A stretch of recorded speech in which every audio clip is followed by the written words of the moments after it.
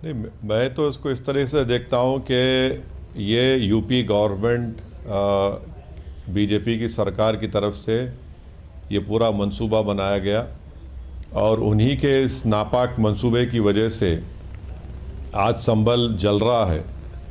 और बड़ी अफसोसनाक बात यह है कि लोकल कोर्ट में एक केस डाला जाता है।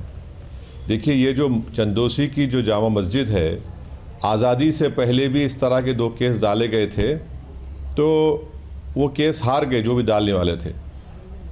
मुल्क को आज़ाद होकर 75 साल हो रहे हैं, संविधान हमने अपने आप को दिया, और 75वें साल में कोई आकर ये कहता है कि नहीं, ये मस्जिद नहीं है, ये किसी और जगह पर इसको मस्जिद को बना दिया गया है।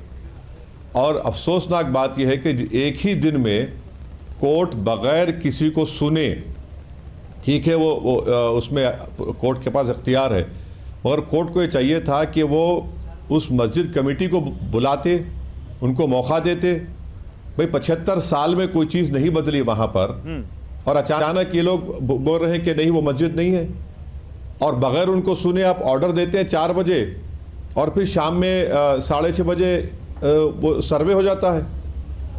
अच्छा, सर्वे हो गया, फिर दूसरा सर्वे कैसे होता है बताइए, बगैर कोर्ट के ऑर्डर के।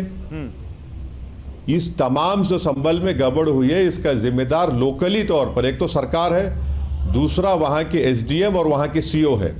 और इसी वजह से आज संभल में बीजेपी के इस नापाक मंसूबे को जो वहाँ पर हुआ, और वहाँ के सीओ और एसडीएम की वजह से वहाँ पर 4 या 5 लोगों की जानें चले गई, गरीब बच्चों। इसमें तो 17 साल का कैफ बच्चा भी है।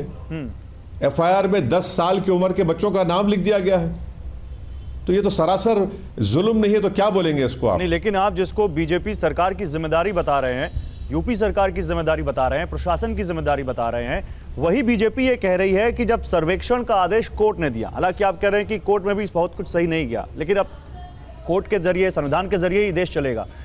वो बीजेपी ये कह रही है कि कोर्ट ने जब सर्वेक्षण का आदेश दिया तो भीड़ को किसने ये अधिकार दिया कि कोर्ट के आदेश पर हो रहे काम में बाधा डाले, रोके, उसको वहां पर हिंसा करे?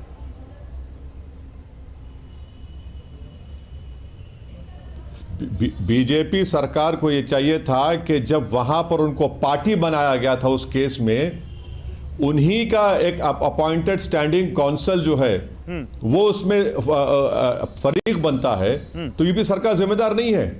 यूपी सरकार का लॉयर खड़े होकर नहीं बोल सकता था कि आप इसका जो सर्वे हो रहा है, इसका सर्वे होने मत दीजिए। 75 साल से आज़ादी के, बल्कि वो मस्जिद तो सदियों साल पुरानी है, आपको पार्टी बनाया गया था, वहाँ पर आपका वकील खड़े के बोल सकता था। और जिसका यूपी सरकार का स्टैंडिंग काउंसिल है वो ये सब कर रहा है वहाँ पर पार्टी बनकर। क्या कोई रात में सर्वे होता है? रात में चलिए आपने सीपीसी के खिलाफ सर्वे करा दिया, दूसरा सर्वे का ऑर्डर कोर्ट ने दिया, दूसरा सर्वे का ऑर्डर तो एडमिनिस्ट्रेशन प्रशासन ने दिया, किस बुनियाद पर दिया? और भीड़ जमा हुई, भीड़ कैसे जमा हुई? भीड़ कोई नहीं बोला भीड़ को आने के लिए। जब वहां पर एसडीएम साहिबा ने कहा कि हाउस से पानी निकालो, जबकि लोग बोल रहे कि पानी निकालने की जरूरत ही नहीं है, पानी निकालने की जो अफवाह पहली बाहर लोग समझे कि वहां पर खुदाई हो रही है, और उसके बाद फायरिंग चलती है, और फायरिंग में 5 लोगों की मौत हो जाती है, और गवर्नमेंट बोलती है कि नहीं नहीं हमने नहीं मारा। फिर किसने मारा? फिर क्या कोई अजीनात उड़कर आए कि जमीन से निकल कर आकर गोली मारकर चले गए वो लोग? क्या हो रहा है? आपने तो ये फायरिंग नहीं बल्कि मर्डर है ये।